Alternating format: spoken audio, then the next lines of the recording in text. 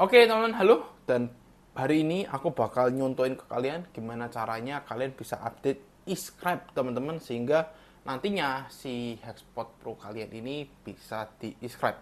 Kemarin memang sempat terjadi sebuah kebingungan bahwa kok si Hexpot Pro ini nggak bisa di e-scribe, dan pada akhirnya di videoku yang kemarin aku sempat mengambil kesimpulan bahwa si Hexpot Pro ini antara emang nggak bisa di e-scribe atau memang belum mendapatkan update-nya. Nah, tapi kemarin aku sudah mendapatkan jawabannya dari pihak Fepsu-nya langsung, baik dari Pak Jundi ataupun dari si Paps Franklin Zoo. Nah, itu terima kasih banget. Nah, pada kali ini aku bakal ngasih tutorial ke kalian gimana kalian bisa update aplikasi e-scribe kalian sehingga kalian bisa e-scribe si Fepsu-nya ini. Oke, let's go. Pertama-tama kalian harus buka Safari terlebih dahulu. Oke. Terus kalian tinggal ketik aja di sini e-scribe ya, yang ini. Oke, terus habis itu kalian klik yang ini, link yang paling atas. Oke, ya memang websitenya agak lemot, aku nggak tahu kenapa ya. Padahal wifi ku sudah cepat. Ini sudah buka. Oke. Nah, yang kalian download itu yang e-scribe Suite International Edition for Windows ataupun e-scribe Suite International Edition for Mac. Karena aku pakai Mac sehingga aku pencet yang ini. Cuman kalau kemarin kalian sempat pakai Oxford e-scribe for Windows, kalian bisa uninstall aja atau kalian tumpuk. Nah, itu aku belum paham caranya. Cuman karena aku pakai Mac tidak ada pilihan Oxford e-scribe for Mac, sehingga aku downloadnya dari kemarin yang Suite International Edition for Mac. Kalian tinggal klik aja kayak biasanya. Nah, dia akan download seperti ini. Kalian tinggal tunggu aja sampai downloadannya selesai. Oke, ini sudah selesai. Nah, kalian tinggal continue aja. Ini gampang banget. Ini kalian tinggal agree, install for all user of this computer, continue. Nah, continue install. Nah, ini terus habis itu harus pakai sidik jari. Mau pakai ini aja. Oke. Ini dia lagi running package script.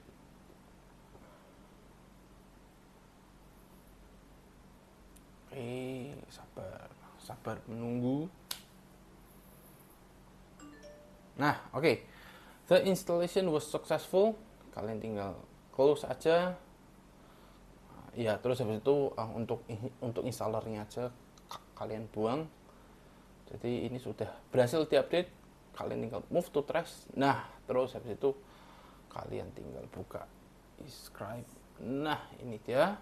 Nah, terus kalian bisa siapin kabel data, baik dari kabel datanya si hotspotnya langsung, karena di dalam itu sudah tersedia kabel data. Cuman kali ini aku pakai kabel data HP aja. Ini yes. Oke, kalian tinggal colok seperti ini. Ini USB Type-C di samping ya. Oke, pastikan ada logo petir sehingga dia udah nyambung. Kalian pencet e-scribe-nya.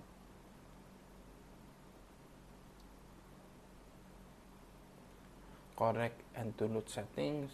Bentar, ya masih agak loading. Aku nggak tahu kenapa ya, cuman aplikasi e-scribe itu pasti gini. Oke, lagi download settings. And bam, kebaca. Jadi dia kebaca sebagai Evolve DNA 1. Dia bukan kebaca sebagai Hexpot Pro, tapi dia kebaca sebagai Evolve DNA 1. Nah, dari sini kalian bisa setting.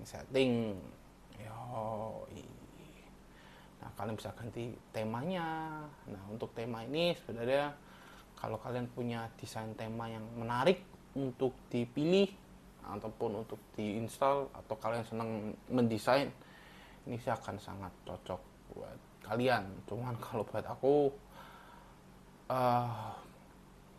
karena aku nggak bisa desain dan aku nggak tahu caranya gimana. Ya, ini lebih fleksibel lah dibandingkan Oxford yang cuma bisa tumpuk foto. Di sini kalian bisa ngedesain sehingga kalian harus mainin kreativitas kalian lebih luas di sini sehingga lebih menarik sebenarnya. Cuman karena aku tidak bisa mendesain, ya aku pakai desain dari Hexpot aja. Nah, siapa tahu nantinya Fepsu merilis nih beberapa tema untuk si Hexpotnya, karena buat aku ini menarik sih. Karena aku nggak bisa desain aja. Kalau misalnya aku bisa desain, mungkin udah penuh tuh tema-temanya. aku pakai dari Hexpot aja. Terus di sini ada safety ya, port type-nya disposable atau rebootable. Nah ini aku nggak tahu apakah nantinya suatu saat akan ada rebootable CT untuk si Hexpot Pro. Nah kalau misalkan ada sih ini menarik banget. Terus itu puff only, fill pot. Nah ini protect potnya aku pilih low. Kenapa? Karena beberapa kali aku masih banyak alkinya di CT, dia tiba-tiba sudah harus fill pot. Nah itu makanya kenapa aku pilih low. Terus display ya ini kayak biasanya. Nah untuk mod dan research emang di lock sama mereka ya. Sebenarnya si Xtreme Pro 2D ini juga sama-sama di lock, cuman bedanya kalau misalkan Xtreme Pro 2D ini ditampilin, sedangkan si Hexpot Pro ini enggak sama sekali. Jadi ya nggak masalah karena memang nggak bisa disetting, nggak bisa, ya ini POD gitu, bukan sebuah device mod yang memang disetting sedemikian rupa. Oke, terus habis itu yang paling enak sebenarnya adalah di device monitornya. Yes, ini salah satu fitur favoritku karena kenapa? Karena di sini kita bisa setting. Oh, kok nggak bisa di monitor? Kenapa ini? Ah, ya ini dia. Nah, terus kalian tinggal bisa di buff aja.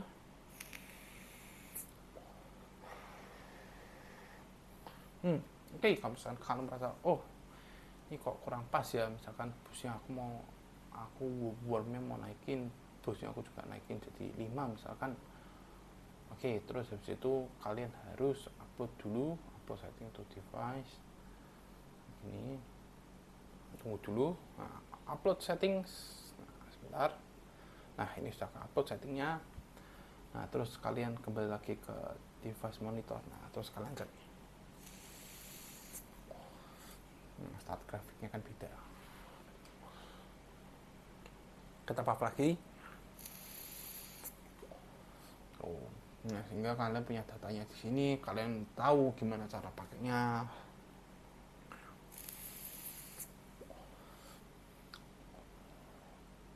Oke, kalau misalkan kalian merasa udah enak, kalian bisa klik, oh ini oke. Nah kalian replay set.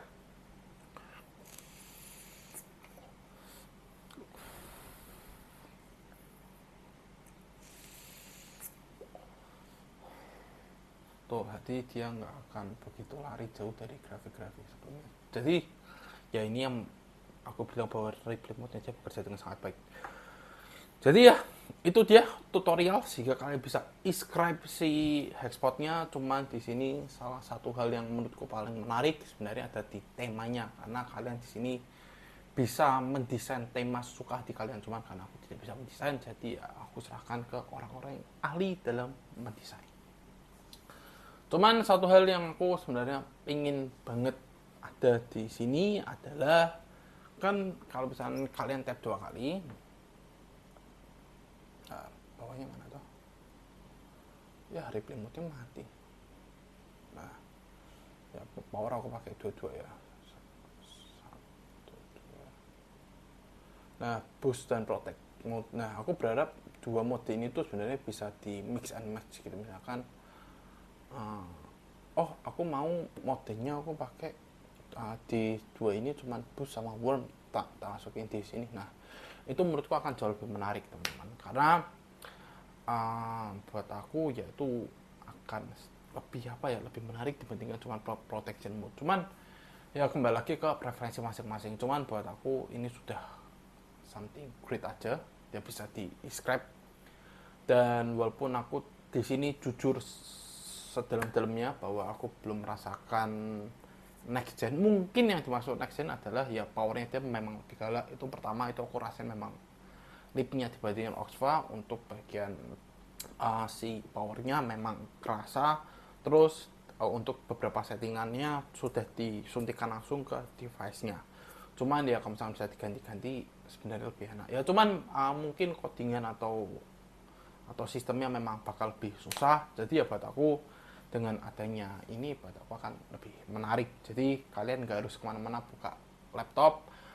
Jadi kalian misalkan mode busnya kok aku merasa kurang, ya kalian bisa setting. Sebenarnya kalau misalkan kalian merasa kok warmnya kok kurang dan lain sebagainya, sebenarnya kalian juga harusnya bisa setting di device, cuman di device ini kalian cuman bisa setting boost sama protection. Ya buat aku nggak ada masalah karena memang protection beberapa kali mengganggu sehingga memang dimasukkan ke device-nya udah suatu hal yang nice banget buat aku. Jadi ya begitu teman-teman, buat kalian yang bingung cara update e-scribe dan lain sebagainya, ya caranya seperti itu sehingga kalian bisa masuk ke setting. Dan untuk yang series internasional ini kalian nggak perlu bingung, ini terakhir aja ya.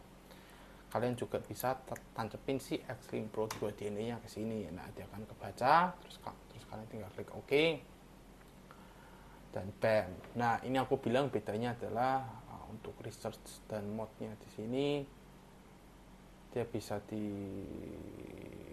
Wah. Nah, entah kenapa aplikasinya begini sih. Nah, cuman kalau kalian lihat sendiri ya dia settingannya tidak dibuka sama sekali. Kalian mau cek. Memang agak lemot.